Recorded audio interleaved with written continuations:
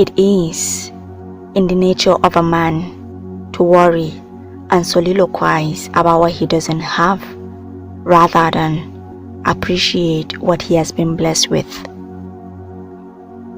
An individual may be surrounded by 20 people, out of which 18 of them love him dearly and only 2 people dislike him.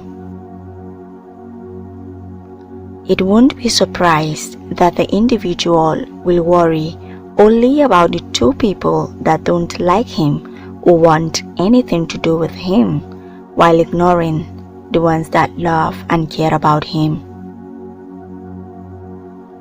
We worry much about the things we didn't get, rather than gratifying the ones we got and retained.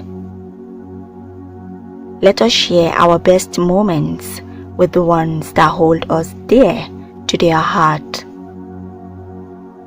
We deserve to be happy. Don't let others make you forget that.